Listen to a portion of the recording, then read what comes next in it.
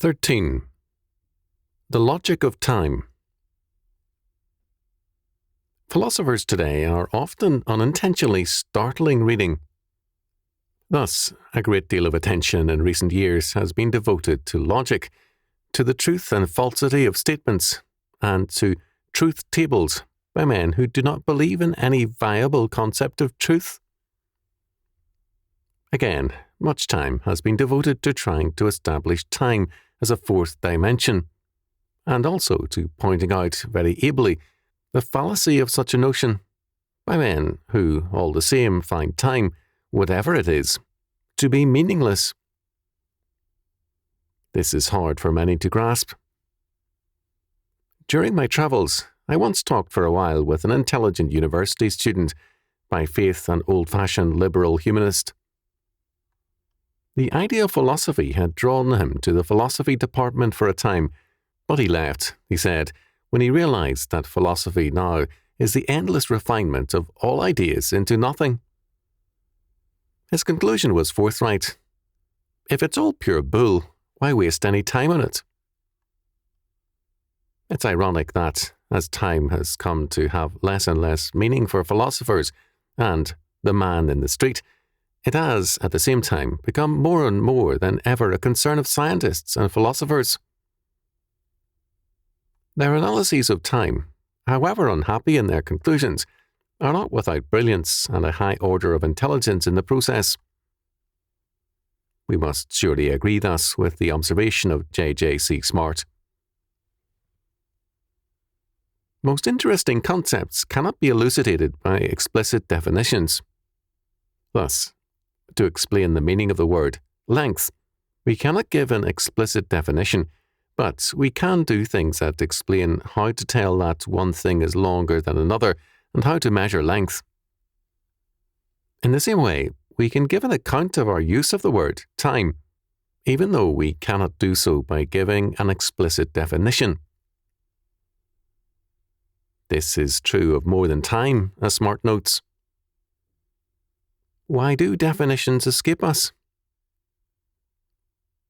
A definition, from the Latin de, of, finis, end, is a fence which sets apart something from other things, which gives us the limits or outline of the thing defined.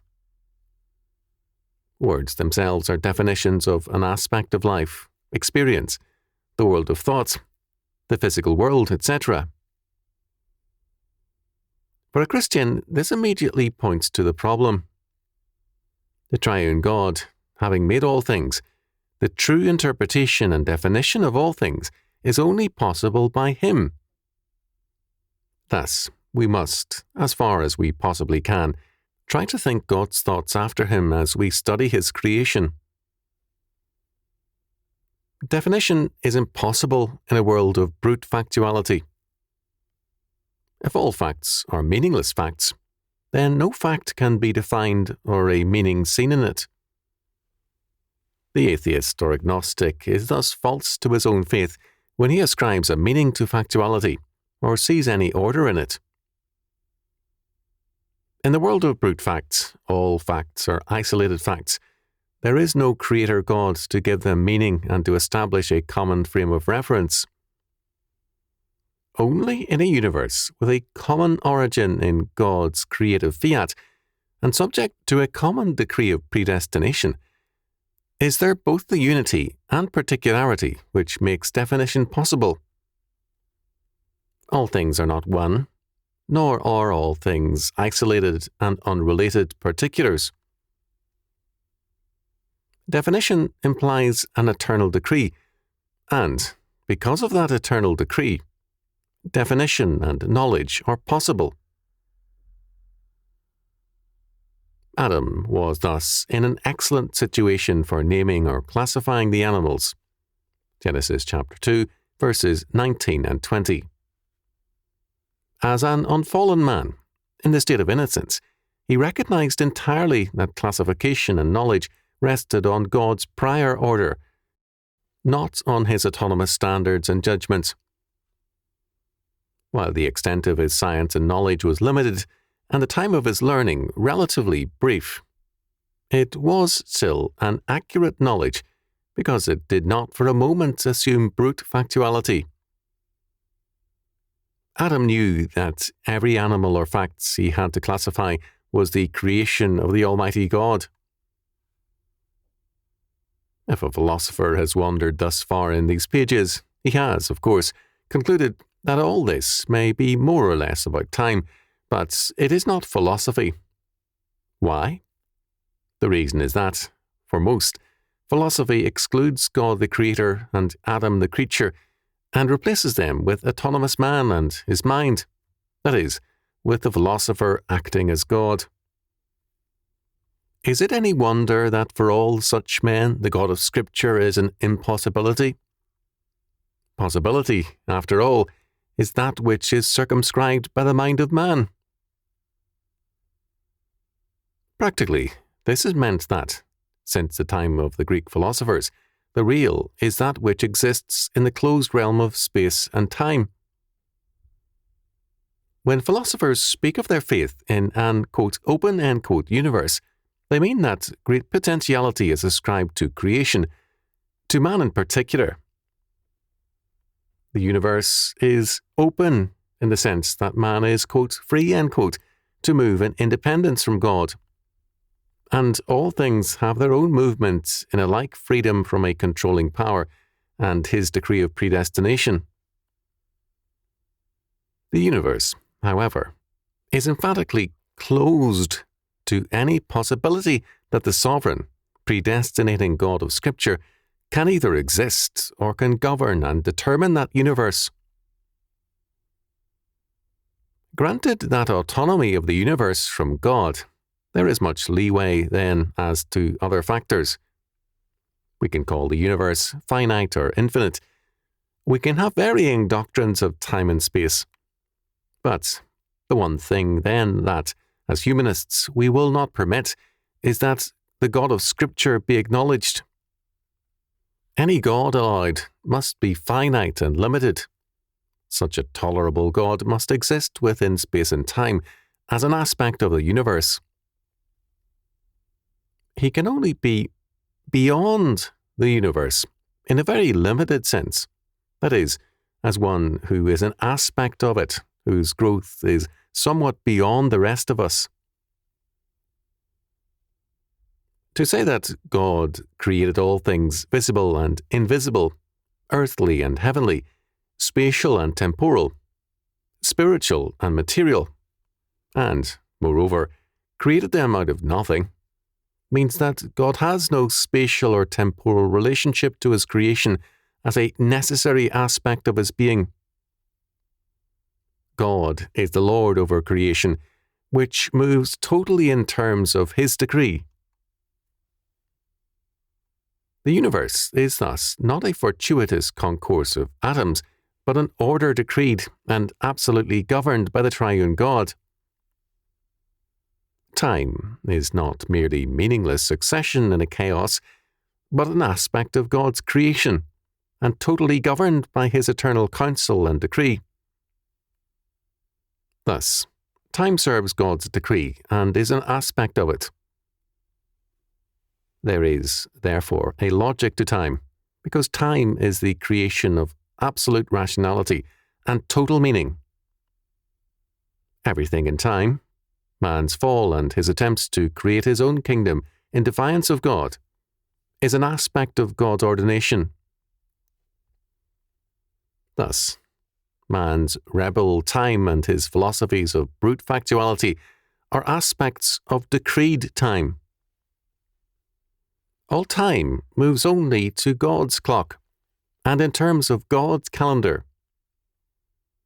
Time, therefore, can only serve man if he serves God the Lord, and time works against man in revolt against God.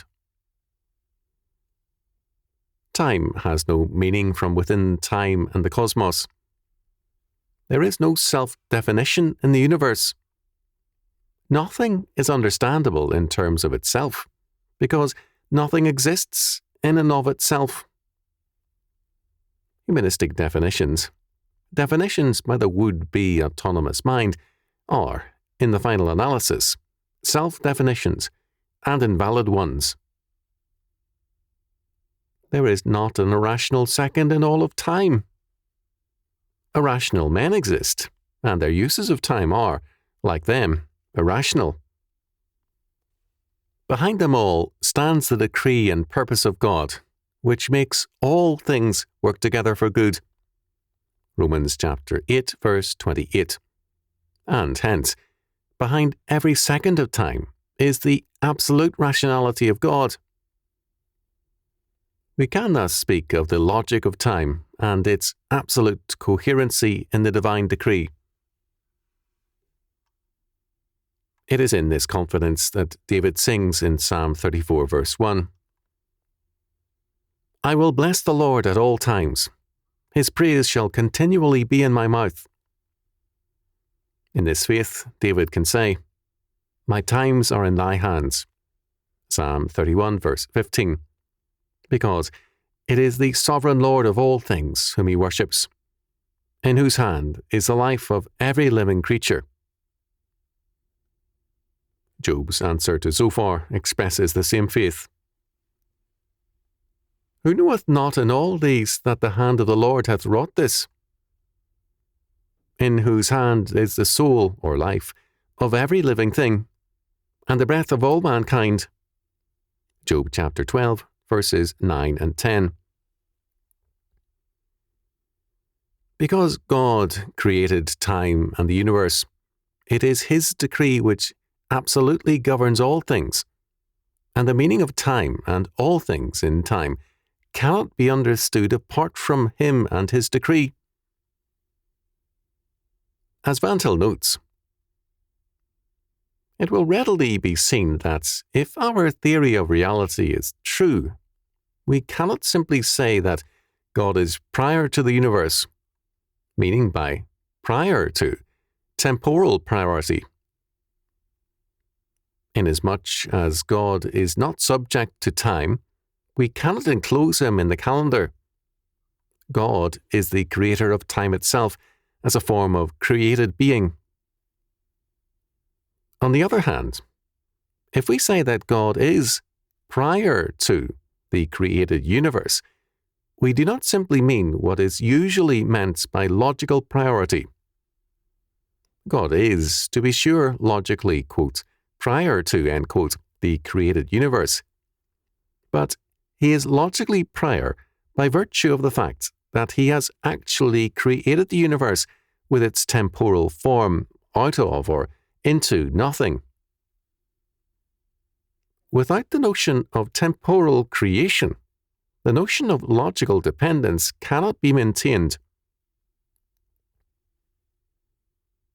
Without this doctrine of creation, we cannot have any meaning or logic to time and life. The logic of time stems not from man nor the universe, but from the eternal decree of the sovereign, eternal, and triune God.